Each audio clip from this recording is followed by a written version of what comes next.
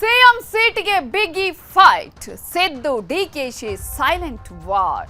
ನಾಯಕತ್ವ ಬದಲೋ ಸಂಪುಟಕ್ಕೆ ಸರ್ಜರಿಯೋ. ದೆಹಲಿಯಲ್ಲಿ ಕುರ್ಚಿ ಕದನ, ಫಾರ್ಮುಲಾ ಪಾಲಿಟಿಕ್ಸ್ಗೆ ತೆರೆ. ಫೈನಲ್ ಆಟ, ನ್ಯೂಸ್ 18 ಬಿಗ್ ಕವರೇಜ್.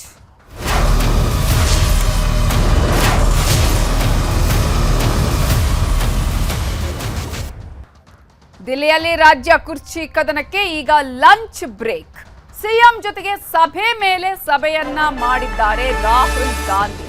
ಸಿದ್ದರಾಮಯ್ಯ ಅವರ ಜೊತೆಗೆ ಸರಣಿ ಸಭೆಗಳನ್ನ ನಡೆಸಿದ್ದಾರೆ.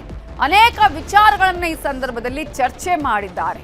ಸದ್ಯ ಈಗ ಊಟಕ್ಕೆ ಮನೆಗೆ ತೆರಳಿದ್ದಾರೆ ರಾಹುಲ್ ಗಾಂಧಿ. ಈಗ ಈ ಒಂದು ಮೀಟಿಂಗ್ಗೆ ಲಂಚ್ ಬ್ರೇಕ್ ನೀಡಲಾಗಿದೆ. ಸಂಜೆ ಮತ್ತೆ ಮೀಟಿಂಗ್ ನಡೆಯುತ್ತೆ. ಇಂದಿರಾ ಭವನದಲ್ಲಿ ಸಭೆಯನ್ನ ಮಾಡ್ತಾರೆ. ಕಾಂಗ್ರೆಸ್ ಕಚೇರಿಯಲ್ಲೇ ಇದ್ದಾರೆ ಸಿಎಂ ಸಿದ್ದರಾಮಯ್ಯ, ಹಾಗೆಯೇ ಡಿಸಿಎಂ ಡಿಕೆ ಶಿವಕುಮಾರ್ ಅವರು. ಈಗಾಗಲೇ ಸಿಎಂ ಜೊತೆಗೆ ಪ್ರತ್ಯೇಕ ಸಭೆಯನ್ನ ಮಾಡಿದ್ದಾರೆ ರಾಹುಲ್ ಗಾಂಧಿ. ಹಾಗೆಯೇ ಮಲ್ಲಿಕಾರ್ಜುನ ಖರ್ಗೆ, ಕೆಸಿ ವೇಣುಗೋಪಾಲ್, ಸುರ್ಜೇವಾಲಾ ಅವರ ಜೊತೆಗೂ ಕೂಡ ಸಿಎಂ ಸಿದ್ದರಾಮಯ್ಯ ಅವರ ಸಭೆಯಾಗಿದೆ. ಸಂಪುಟ ಪುನಾರಚನೆಗೆ ಈ ಸಂದರ್ಭದಲ್ಲಿ ಸಿಎಂ ಸಿದ್ದರಾಮಯ್ಯ ಬಿಗಿ ಪಟ್ಟನ್ನ ಹಿಡಿದಿದ್ದಾರೆ. ಕರ್ನಾಟಕದ ವೋಟ್ ಬ್ಯಾಂಕ್ ಬಗ್ಗೆ ಹೇಳಿದ್ದಾರೆ. ಇದನ್ನೇ ಅಸ್ತ್ರವನ್ನಾಗಿ ಮಾಡಿಕೊಂಡಿದ್ದಾರೆ ಸಿಎಂ ಸಿದ್ದರಾಮಯ್ಯ ಅವರು. ಅಹಿಂದ ವೋಟ್ ಬ್ಯಾಂಕ್ ಬಗ್ಗೆ ಒತ್ತಿ ಹೇಳ್ತಾ ಇದ್ದಾರೆ. ಈಗ ಕಾಂಗ್ರೆಸ್ ಅಧಿಕಾರದಲ್ಲಿರುವಂತಹ ಇತರೆ ರಾಜ್ಯಗಳಲ್ಲಿ ಯಾರೂ ಕೂಡ ಹಿಂದುಳಿದ ನಾಯಕ ಇಲ್ಲ ಸಿಎಂ ಆಗಿ. ಈ ಹಿನ್ನೆಲೆಯಲ್ಲಿ ಈ ಒಂದು ರಾಜ್ಯದಲ್ಲಿ ಹಿಂದುಳಿದ ನಾಯಕನಾಗಿ, ಅಹಿಂದ ನಾಯಕನಾಗಿ ಇರುವಂಥದ್ದು ಸಿಎಂ ಸಿದ್ದರಾಮಯ್ಯ ಅವರು. ಹಾಗಾಗಿ ಈ ಹಿನ್ನೆಲೆಯಲ್ಲಿ ಯಾವುದೇ ಕಾರಣಕ್ಕೂ ಕೆಳಗಿಳಿಸಿದ್ರೆ ಏನೆಲ್ಲ ಪರಿಣಾಮಗಳಾಗುತ್ತೆ ಅನ್ನೋದ್ರ ಬಗ್ಗೆನೂ ಕೂಡ ಎಕ್ಸ್ಪ್ಲೇನ್ ಮಾಡಿದ್ದಾರೆ. ಈ ಮೂಲಕ ದಿಲ್ಲಿಯಲ್ಲಿ ಹೊಸ ದಾಳವನ್ನ ಉರುಳಿಸಿದ್ದಾರೆ ಸಿಎಂ ಸಿದ್ದರಾಮಯ್ಯ ಅವರು. ನೀವೇನಾದ್ರೂ ಈಗ ಬದಲಾವಣೆ ಮಾಡಿದ್ರೆ ದೊಡ್ಡ ಒಂದು ಹೋರಾಟ ಆಗುವಂತಹ ಸಾಧ್ಯತೆಗಳಿದೆ. ವೋಟ್ ಬ್ಯಾಂಕ್ ಇರೋದೇ ಅಹಿಂದ ಮತಗಳು. ಈ ಮೂಲಕ ಅದನ್ನ ನಾವು ತಪ್ಪಿಸಿಕೊಳ್ಳುವಂತಹ ಸಾಧ್ಯತೆಗಳಿದೆ. ಅದು ನಮ್ಮ ಕೈಯಿಂದ ತಪ್ಪಿ ಹೋಗುವ ಚಾನ್ಸಸ್ ಕೂಡ ಇರುತ್ತೆ ಮುಂದಿನ ಎಲೆಕ್ಷನ್ನಲ್ಲಿ ಅನ್ನೋದ್ರ ಬಗ್ಗೆಯೂ ಕೂಡ ಹೈಕಮಾಂಡ್ಗೆ ಮನವರಿಕೆ ಮಾಡುವ ಕೆಲಸವನ್ನ ಸಿದ್ದರಾಮಯ್ಯ ಅವರು ಮಾಡಿದ್ದಾರೆ. ರಾಜ್ಯ ಕುರ್ಚಿ ಕದನದ ಬಗ್ಗೆ ಸೋನಿಯಾ ಗಾಂಧಿಗೆ ಮಾಹಿತಿಯನ್ನ ನೀಡಲಾಗಿದೆ. ಸೋನಿಯಾ ಗಾಂಧಿಗೆ ಮಾಹಿತಿಯನ್ನ ಕೊಟ್ಟಿದ್ದಾರೆ ರಾಹುಲ್ ಗಾಂಧಿ. ಕರ್ನಾಟಕದಲ್ಲಿ ಆಗ್ತಾ ಇರುವ ಬೆಳವಣಿಗೆಗಳು, ಈಗಾಗಲೇ ಈ ಹಿಂದೆ ಮಾತುಕತೆ ಆಗಿರುವ ವಿಚಾರ, ಈಗ ಯಾವ ರೀತಿಯಾದಂತಹ ನಿಲುವನ್ನ ತೆಗೆದುಕೊಳ್ಳಬೇಕಾಗುತ್ತೆ, ಯಾವ ರೀತಿಯಾಗಿ ಇಕ್ಕಟ್ಟಿಗೆ ಹೈಕಮಾಂಡ್ ಸಿಕ್ಕಿದೆ, ಇವೆಲ್ಲದರ ಬಗ್ಗೆ ಕೂಡ ಇವತ್ತಿನ ಸಭೆಯ ಬಗ್ಗೆ ಕೂಡ ರಾಹುಲ್ ಗಾಂಧಿ ಸೋನಿಯಾ ಗಾಂಧಿ ಅವರಿಗೆ ಮಾಹಿತಿ ಕೊಟ್ಟಿದ್ದಾರೆ. ಸಿದ್ದರಾಮಯ್ಯ ಅವರ ಜೊತೆಗಿನ ಸಭೆಯ ಬಗ್ಗೆ ಸೋನಿಯಾ ಗಾಂಧಿಗೆ ಇನ್ಫಾರ್ಮೇಶನ್ ನೀಡಿದ್ದು, ನಾಯಕತ್ವ ಗೊಂದಲ ಸೇರಿದಂತೆ ಹಲವು ವಿಚಾರಗಳ ಬಗ್ಗೆಯೂ ಕೂಡ ಚರ್ಚೆಯನ್ನ ಮಾಡಿದ್ದಾರೆ. ಈಗಾಗಲೇ ಸಿದ್ದರಾಮಯ್ಯ ಅವರ ಜೊತೆಗೆ ಸರಣಿ ಸಭೆಯನ್ನ ಮಾಡಿದ್ದಾರೆ.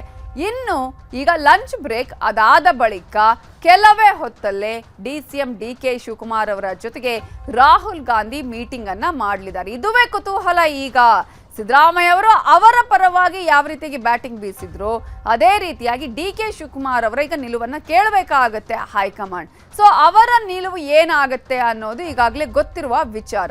ಹಾಗಾಗಿ ಡಿಕೆಶಿ ಅವರ ಜೊತೆಗೆ ಮಾತನಾಡುವ ಸಂದರ್ಭದಲ್ಲಿ ಏನಾಗತ್ತೆ, ಆಮೇಲೆ ಹೈಕಮಾಂಡ್ ಏನು ನಿರ್ಧಾರ ತೆಗೆದುಕೊಳ್ಳುತ್ತೆ ಅನ್ನುವ ಕುತೂಹಲ.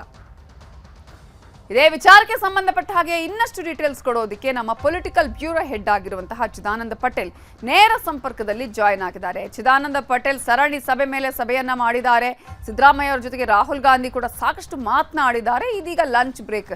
ಮಧ್ಯಾಹ್ನದ ನಂತರವಾದರೂ, ಸಂಜೆಯ ಮೇಲಾದರೂ ಡಿಕೆಶಿ ಅವರನ್ನ ಕರೆಸಿ ಮಾತನಾಡುವ ಸಾಧ್ಯತೆ ಇದೆಯಾ? ಸಿದ್ದರಾಮಯ್ಯ ಅವರನ್ನ ಈ ರೀತಿಯಾಗಿ ಸಭೆಯ ಮೇಲೆ ಸಭೆ ಮಾಡಿ ಮಾತನಾಡಿಸೋದ್ರ ಹಿನ್ನೆಲೆಯಲ್ಲಿ ಯಾವ ರೀತಿಯಾದಂತಹ ಬೆಳವಣಿಗೆಗಳು ಆಗಿರಬಹುದು ಅಂತ ಅನ್ಸುತ್ತೆ?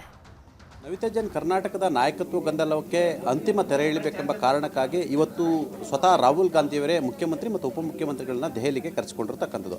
ಪ್ರಮುಖವಾಗಿ ನಾಯಕತ್ವ ಗೊಂದಲದಿಂದ ಪಕ್ಷದ ಇಮೇಜ್ ಮತ್ತು ಸರ್ಕಾರದ ಇಮೇಜ್ಗೆ ಡ್ಯಾಮೇಜ್ ಆಯಿತು. ಇದು ಎಲ್ಲೊಂದು ಕಡೆ 2028 ಚುನಾವಣೆ ಕೂಡ ವ್ಯತಿರಿಕ್ತ ಪರಿಣಾಮವನ್ನು ಮಾಡುವ ಸಾಧ್ಯತೆ ಇತ್ತು ಎಂಬ ಮಾತು ಕೂಡ ಕೇಳಿಬಂದಿತ್ತು. ಅಲ್ಲದೆ ಎರಡನೇ ಹಂತದ ನಾಯಕರು ಮತ್ತು ಕಾರ್ಯಕರ್ತರು ಕೂಡ ಬೇಸದಿದ್ದರು. ಯಾಕಂತೇಳಿ ನಿಗಮ ಮಂಡಳಿಗಳಲ್ಲಿ ಕೂಡ ಇನ್ನೂ ಕೂಡ ಅರ್ಧಕ್ಕರ್ಧಷ್ಟು ನಾಯಕರುಗಳನ್ನು ನೇಮಕ ಮಾಡಿಲ್ಲ ಮತ್ತು ಕಾರ್ಯಕರ್ತರು ಕೂಡ ಅವಕಾಶವನ್ನು ಕೊಟ್ಟಿಲ್ಲ. ಎಲ್ಲೊಂದು ಕಡೆ ಕೆಲವರು ನಾಯಕರುಗಳು ಅಧಿಕಾರವನ್ನು ಎಂಜಾಯ್ ಮಾಡ್ತಾರೆ ಎಂಬ ಗಂಭೀರ ಆರೋಪ ಕೇಳಿಬಂದಿತ್ತು. ಈ ಸರ್ಕಾರದ ಮೇಲೆ ಮುಖ್ಯಮಂತ್ರಿ ಸಿದ್ದರಾಮಯ್ಯವರ ಅತ್ಯಾಪ್ತ ಸಚಿವರುಗಳು ಬಹುತೇಕ ಭ್ರಷ್ಟಾಚಾರದ ಮುಳುಗಿದ ಎಂಬ ಗಂಭೀರ ಆರೋಪಗಳು ಕೂಡ ಕೇಳಿಬಂದು ಈ ನಾಯಕತ್ವ ಗೊಂದಲದಿಂದ ಬಿಜೆಪಿಗೆ ರಾಜಕೀಯ ಹಾರ ಆಗಿತ್ತು. ಇದು ಮುಂದಿನ ದಿನಗಳಲ್ಲಿ ಒಂದು ಕಡೆ ಈ ನಾಯಕತ್ವದ ಗೊಂದಲವೇ ಕಾಂಗ್ರೆಸ್ ಪಕ್ಷಕ್ಕೆ ಮುಳುವಾಗುವ ಸಾಧ್ಯತೆ ಇತ್ತು.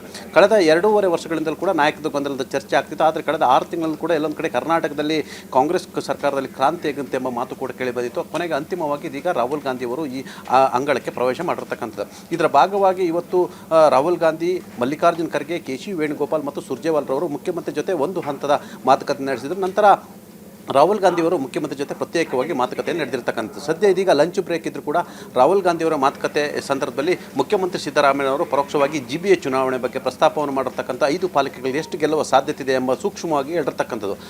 ಇದೆಲ್ಲದರ ನಡುವೆ ಕೂಡ ಪ್ರಮುಖವಾಗಿ SIR ಸೇರಿದಂತೆ ರಾಜ್ಯಸಭೆ ಮತ್ತು ವಿಧಾನ ಪರಿಷತ್ ಸ್ಥಾನಗಳ ಬಗ್ಗೆ ಕೂಡ ಚರ್ಚೆ ಆಗಿರ್ತಕ್ಕಂಥದ್ದು. ಪ್ರಮುಖವಾಗಿ ಮುಖ್ಯಮಂತ್ರಿ ಬದಲಾವಣೆ ವಿಚಾರ ಸಂಬಂಧಪಟ್ಟಾಗೆ ನಾನೇ ಯಾಕೆ ಮುಂದುವರಿಬೇಕು ಮತ್ತು ನಾನು ಮುಂದುವರೆದರೆ ಮುಂದೇನು ಎಂಬ ಸಂಬಂಧಪಟ್ಟಾಗ ಕೂಡ ಸೂಕ್ಷ್ಮವಾಗಿ ಹೇಳಿರ್ತಕ್ಕಂಥದ್ದು. ಪ್ರಮುಖವಾಗಿ ಎಲ್ಲೊಂದು ಕಡೆ ಕರ್ನಾಟಕದಲ್ಲಿ ಕಾಂಗ್ರೆಸ್ಗೆ ಅಲ್ಪಸಂಖ್ಯಾತ ಹಿಂದುಳಿದ ದಲಿತ ಮತಗಳೇ ನಿರ್ಣಾಯಕ ಮತ್ತು ಈ ಮತಗಳೇ ಕಾಂಗ್ರೆಸ್ನ ಬೆನ್ನೆಲುಬು ಎನ್ನುವ ರೀತಿಯಲ್ಲಿ ಮೇಲ್ವರ್ಗದ ಮತಗಳಾಗಿರ್ತಕ್ಕಂಥ ಲಿಂಗಾಯತ ಮತಗಳು ಮತ್ತು ಒಕ್ಕಲಿಗ ಮತಗಳು ಮತ್ತು ಬ್ರಾಹ್ಮಣ ಸಮುದಾಯ ಮತ್ತು ವೈಶ್ಯ ಸಮುದಾಯದ ಮತಗಳು ಕಾಂಗ್ರೆಸ್ಗೆ ಅಷ್ಟಕಷ್ಟ ಅನ್ನುವ ಮುಖಾಂತರ ಕಾಂಗ್ರೆಸ್ ನಂಬಿರ್ತಕ್ಕಂಥ ಅಹಿಂದ ಮತಗಳು ಅನ್ನೋ ಮುಖಾಂತರ ಅಹಿಂದ ಮತದಾರರೇ ನಮ್ಮ ಗಟ್ಟಿ ಅನ್ನೋ ಒಂದು ಮಾತನ್ನು ಕೂಡ ಹೇಳಿರ್ತಕ್ಕಂಥದ್ದು. ಇದಕ್ಕೆ ಪ್ರತ್ಯೇಕವಾಗಿ ಜಾತಿ ಸಮೀಕ್ಷೆ ಸಂಬಂಧಪಟ್ಟ ಕೂಡ ಸಾಮಾಜಿಕ ಶೈಕ್ಷಣಿಕ ವರದಿಯ ಸಂಬಂಧಪಟ್ಟ ಕೂಡ ಒಂದಷ್ಟು ಮಾಹಿತಿಯನ್ನು ಕೂಡ ರಾಹುಲ್ ಗಾಂಧಿ ಬಳಿ ಹಂಚಿಕೊಂಡಿರ್ತಕ್ಕಂಥದ್ದು. ಪ್ರಮುಖವಾಗಿ ಮುಖ್ಯಮಂತ್ರಿ ಸಿದ್ದರಾಮಯ್ಯವರು ಇದೀಗ ಸಂಪುಟ ಪುನರ್ರಚನೆಗೆ ರಾಹುಲ್ ಗಾಂಧಿ ಬಳಿ ಮನವಿಯನ್ನು ಮಾಡಿಕೊಂಡಿರ್ತಕ್ಕಂಥದ್ದು. ಮತ್ತೊಂದು ಕಡೆ ಮುಖ್ಯಮಂತ್ರಿ ಸಿದ್ದರಾಮಯ್ಯ ಮತ್ತು ಮಲ್ಲಿಕಾರ್ಜುನ್ ಖರ್ಗೆ ಇವರ ಹಾಗೂ DCM ನಡುವೆ ಎಲ್ಲೊಂದು ಕಡೆ ಅಧಿಕಾರ ಹಂಚಿಕೆ ವಿಚಾರ ಕೂಡ ಪ್ರಸ್ತಾಪ ಆಗಿರ್ತಕ್ಕಂಥದ್ದು.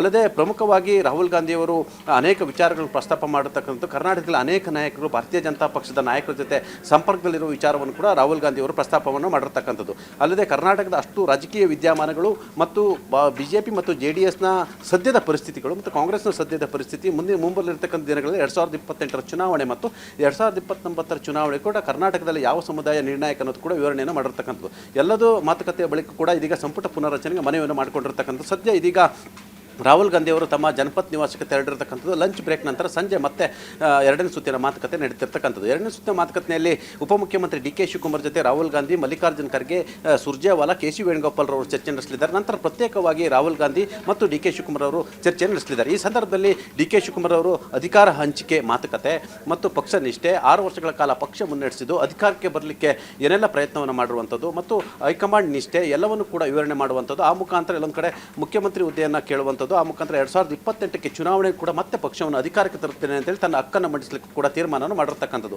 ಈ ಎಲ್ಲ ಬೆಳವಣಿಗೆ ನಡುವೆ ಕೂಡ ಮುಖ್ಯಮಂತ್ರಿಯವರು ಪರೋಕ್ಷವಾಗಿ ಎಲ್ಲೊಂದು ಕಡೆ KPCC ಅಧ್ಯಕ್ಷ ಹುದ್ದೆ ಬದಲಾವಣೆ ಸಂಬಂಧ ಕೂಡ ಪ್ರಸ್ತಾಪ ಮಾಡಿದ್ರೆ ಎಂಬ ಮೂಲಗಳು ಹೇಳ್ತಿರ್ತಕ್ಕಂಥದ್ದು. ಅಲ್ಲದೆ DCM ಹುದ್ದೆಗಳ ಸೃಷ್ಟಿ ಕೂಡ ಹೇಳಿರ್ತಕ್ಕಂಥದ್ದು. ಒಂದು ವೇಳೆ ರಾಹುಲ್ ಗಾಂಧಿ ಅವರು ಏನು ಹೇಳ್ತಾರೆ ಆ ರಾಹುಲ್ ಗಾಂಧಿ ಹೇಳಿದಂತೆ ನಡೆದುಕೊಳ್ತೀನಿ ಅಂತೇಳಿ ಮುಖ್ಯಮಂತ್ರಿಗಳು ಇದುವರೆಗೂ ಹೇಳಿರ್ತಕ್ಕಂಥದ್ದು. ಒಂದು ವೇಳೆ ರಾಹುಲ್ ಗಾಂಧಿ ಅವರು ರಾಜೀನಾಮೆ ನೀಡಿ ಉಪಮುಖ್ಯಮಂತ್ರಿ DK ಶಿವಕುಮಾರ್ ಅವರಿಗೆ ಅಧಿಕಾರವನ್ನು ಬಿಟ್ಟುಕೊಡ್ಲಿಕ್ಕೆ ಹೇಳಿದರೆ ಸಿದ್ದರಾಮಯ್ಯವರು ಸುತಾರಾಮ್ ಬಿಟ್ಟುಕೊಡೋ ಸಾಧ್ಯತೆ ಇದೆ ಅಂತ ಹೇಳಲಾಗ್ತಿದೆ. ಅಂತಿಮವಾಗಿ ಎಲ್ಲೊಂದು ಕಡೆ ಅದರ ನಡುವೆ ಕೂಡ ಚೆಕ್ ಮೇಟ್ ಇಡುವ ಸಾಧ್ಯತೆ ಇದೆ ಅಂತ ಹೇಳಲಾಗ್ತಿದೆ. ಪರಮೇಶ್ವರ್ ಹೆಸರನ್ನು ಅಂದರೆ ದಲಿತ CM ಹೆಸರನ್ನು ಮುನ್ನೆಲೆಗೆ ತರುವ ಸಾಧ್ಯತೆ ಇದೆ ಅಂತ ಹೇಳಲಾಗ್ತಿದೆ. ಒಂದು ವೇಳೆ ಯಾವೂ ಆಗದಿದ್ದರೂ ಕೂಡ DK ಶಿವಕುಮಾರ್ ಮುಖ್ಯಮಂತ್ರಿ ಆದರೆ ಮುಖ್ಯಮಂತ್ರಿ ಪುತ್ರ ಯತೀಂದ್ರ ಸಿದ್ದರಾಮಯ್ಯನವ್ರನ್ನ ಸಂಪುಟಕ್ಕೆ ಸೇರ್ಪಡೆ ಮಾಡಿಕೊಳ್ಳುವಂಥದ್ದು ಮತ್ತು 4 ಜನ DCMಗಳನ್ನು ಸೃಷ್ಟಿ ಮಾಡುವಂಥದ್ದು, ಜಾತಿವಾರ DCMಗಳನ್ನು ಸೃಷ್ಟಿ ಮಾಡುವಂಥದ್ದು ಮತ್ತು ಹಿರಿಯ ಶಾಸಕರುಗಳಿಗೆ ಅವಕಾಶಗಳು ಕೊಡ್ತಕ್ಕಂಥದ್ದು ಮತ್ತು ಸಮನ್ವಯ ಸಮಿತಿ ರಚನೆ ಈ ಎಲ್ಲವೂ ಕೂಡ ಇದೀಗ ರಾಜಕೀಯ ವಲಯದಲ್ಲಿ ಚರ್ಚೆ ಆಗ್ತಿರ್ತಕ್ಕಂಥದ್ದು. ಈ ಎಲ್ಲ ಚರ್ಚೆ ನಡುವೆ ಇಬ್ಬರ ಜಗಳದಲ್ಲಿ 3ನೇವರಿಗೆ ಲಾಭ ಆಗುತ್ತೆ ಎಂಬ ಮಾತು ಕೂಡ ಕೇಳಿ ಬಂದಿರುವಂಥದ್ದು. ಒಂದು ವೇಳೆ ಇಬ್ಬರ ಜಗಳದಲ್ಲಿ 3ನೇವರಿಗೆ ಲಾಭ ಆದರೆ ಅಲ್ಲಿ ACC ಅಧ್ಯಕ್ಷ ಮಲ್ಲಿಕಾರ್ಜುನ್ ಖರ್ಗೆ ರಾಜಕಾರಣಕ್ಕೆ ಎಂಟ್ರಿ ಆಗುವ ಸಾಧ್ಯತೆ ಇದೆ ಎಂಬ ಮಾತು ಕೂಡ ಕೇಳಿ ಬಂದಿರತಕ್ಕಂಥದ್ದು. SM ಕೃಷ್ಣರವರು ಮುಖ್ಯಮಂತ್ರಿ ಆದಂಥ ಅವಧಿಯಲ್ಲೇ ಮಲ್ಲಿಕಾರ್ಜುನ್ ಖರ್ಗೆ ಅವರಿಗೆ ಮುಖ್ಯಮಂತ್ರಿ ಆಗ್ತಕ್ಕಂಥ ಅವಕಾಶ ಇತ್ತು. ಆದರೆ ಆವತ್ತಿನ ದಿನಗಳಿನ ಅಹಮದ್ ಪಟೇಲ್ ಮತ್ತು ದೆಹಲಿಯ ರಾಜಕಾರಣದಲ್ಲಿ SM ಕೃಷ್ಣರವರು ಸಕ್ಸಸ್ ಆದರೂ ಅವತ್ತು ಮುಖ್ಯಮಂತ್ರಿ ಹುದ್ದೆ ಮಲ್ಲಿಕಾರ್ಜುನ್ ಅವರಿಗೆ ಲಭಿಸಲಿಲ್ಲ.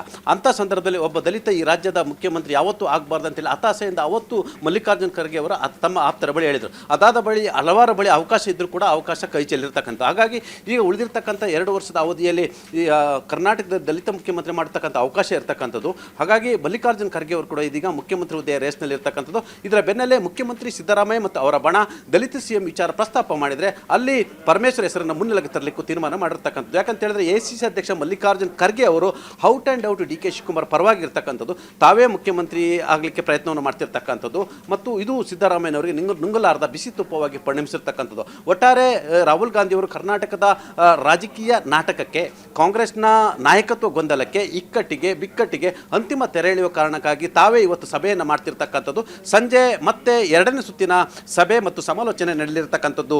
ನವಿತಾ ಜೈನ್. Thank you Chidanand Patel ಡೀಟೇಲ್ಸ್ಗೆ.